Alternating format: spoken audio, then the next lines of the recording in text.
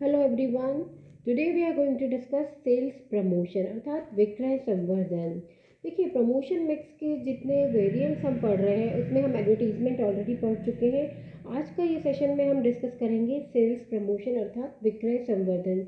कई बार हमने देखा होगा जो प्रोडक्ट्स हम मार्केट से परचेज करते हैं उनमें बाय वन गेट वन का ऑफर होता है, या कई बार दिवाली ऑफ़र या किसी तरह का कोई ओकेजनल ऑफ़र्स कंपनी के द्वारा दिया जाता है। तो ये जो तरीके होते हैं ये विक्रय संवर्धन का पार्ट होता है। आइए समझते हैं what is sales promotion. Sales promotion constitutes those sales activities that supplement both personal selling and advertising and coordinate them and help to make them effective, such as displays, shows, demonstrations and other selling efforts।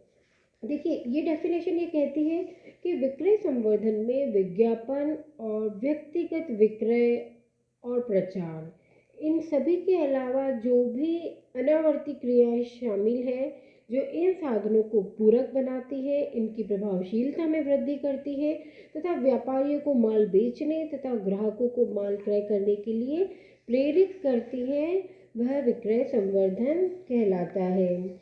See, these marketing activities, other than personal selling, advertising, and publicity, that stimulate consumer purchasing and dealer effectiveness, such as displays, shows, exhibitions, demonstrations, and various non-recurring selling efforts. So these activities, these selling efforts, these are not done in any ordinary routines. So these are called sales promotion. Let's discuss the characteristics of sales promotion. The first one is a part of promotional mix। अर्थात यह जो है एक संवर्धनात्मक मिश्रण जो हम पढ़ते हैं उसका यह एक पार्ट माना जाता है। Non recurring and non ordinary activities अर्थात जैसे एडवर्टीजमेंट होता है या जैसे पर्सनल सेलिंग होता है जो एक तरह से रूटीन का काम होता है, तो unlike these activities sales promotion is somehow done occasionally. ऐसा ये लगातार चलने वाला या बार बार होने वाला कार्य नहीं है, और यह एक तरह से साधारण एक्टिविटी का पार्ट भी नहीं माना जाता है। सप्लीमेंट्री एंड कोऑर्डिनेटिंग एक्टिविटीज़ यह एक तरह से पूरक क्रिया भी माना जाता है, यानी this is not a primary activity.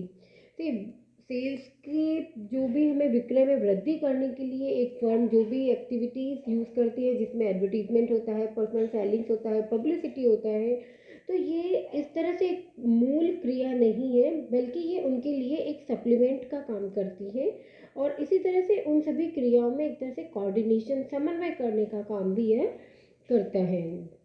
Different from advertising and different from personal selling. यहाँ पर यह बात महत्वपूर्ण ध्यान योग्य है कि जो विज्ञापन होता है या जो वैयक्तिक विक्रय होता है, विक्रय संवर्धन इन दोनों से डिफरेंट होता है, बिल्कुल अलग होता है। Okay, the next one is art science and promotion. जो विक्रय संवर्धन है वह अपने आप में एक कला माना जाता है क्योंकि इसके अंदर बहुत क्रिएटिविटी होती है। इसके लिए एक पर्सनल एक इंटेलिजेंसी की एक चातुर्य की आवश्यकता पड़ती है, और इसे साइंस इसलिए कहा जाता है क्योंकि इसके लिए कुछ सिद्धांत विकसित किए जा चुके हैं जिनका सभी जगह पालन किया जाना आवश्यक है। और इसके साथ साथ सेल प्रमोशन को एक प्रोफेशन भी माना जाता है। प्रोफेशन यानी इसमें शिक्षण प्रशिक्षण की एक व्यवस्थित व्यवस्था की जाने लगी है जिस पर रिसर्च किया जाता है, और इसी के आधार पर लोग अब स्वतंत्र रूप से इस कार्य को करने लगे हैं। तो यह है profession. Importance of sales promotion. देखिए, अब हम बात करेंगे सेल्स प्रमोशन की महत्व, उसकी भूमिका क्या है। इसकी भूमिका को हम मैन्युफैक्चरर्स के लिए, मीडिएटर्स के लिए और कंज्यूमर्स के लिए अलग अलग तरीके से डिस्कस करेंगे। For manufacturers the first one is increase in effectiveness of advertising and personal selling. यानी जो विज्ञापन किया जाता है, जो वैयक्तिक विक्रय किया जाता है, उसकी प्रभावशीलता में वृद्धि करने में यह काम करता है।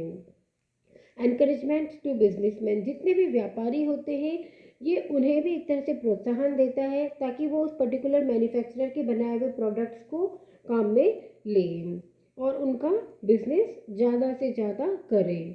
Increase in demand, market, sales, profit and goodwill of the firm. देखिए, जितना ज़्यादा एक फर्म के द्वारा इसका विक्रय संवर्धन का या और अन्य गतिविधियों का प्रयोग किया जाता है, तो उनका जो है मूल उद्देश्य यही होता है कि किसी न किसी तरीके से उस पर्टिकुलर प्रोडक्ट की डिमांड में वृद्धि की जा सके।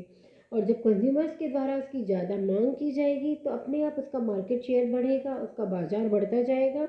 इससे सेल्स में वृद्धि होगी और उससे प्रॉफिट्स में वृद्धि होगी और इसी तरह से आगे बढ़ते बढ़ते उस फर्म की गुडविल अर्थात उसकी ख्याति में भी वृद्धि होती है। The next one is direct controlling, यानी इसमें प्रत्यक्ष नियंत्रण संभव होता है फर्म का। किस तरह का ऑफर उसे लेना है मार्केट में अपने प्रोडक्ट के लिए, किस तरह का ऑफर कंज्यूमर्स को देना है, किस तरह की स्कीम्स मार्केट में उसे लॉन्च करनी है, तो इस पर डायरेक्ट कंट्रोलिंग होती है मैन्युफैक्चरर्स की।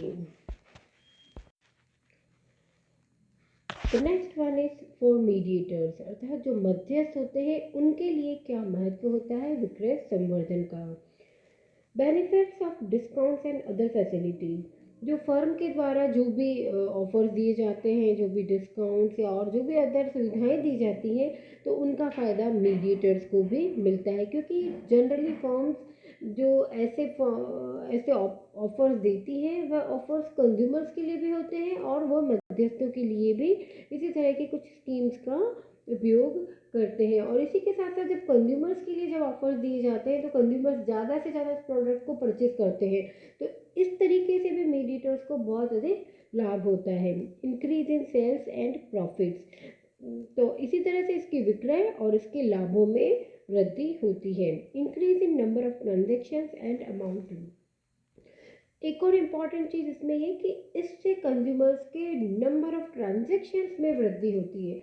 जैसे अगर कोई ऑफर दिया जाता है buy one get one free या buy two get one free या इस तरह के और जो भी ऑफर्स या स्कीम दी जाती है, तो उससे जो ट्रांजेक्शन्स होते हैं कंज्यूमर्स के द्वारा वह उनकी संख्या बढ़ जाती है क्योंकि कंज्यूमर सोचते हैं कि चलो ये लिमिटेड टाइम के लिए कोई ऑफर है तो हम इसमें ज़्यादा से ज़्यादा परचेस कर लें, तो इससे उनका अमाउंट भी बढ़ जाता है, बिलिंग अमाउंट, और उनके ट्रांजेक्शन्स भी बढ़ जाते हैं।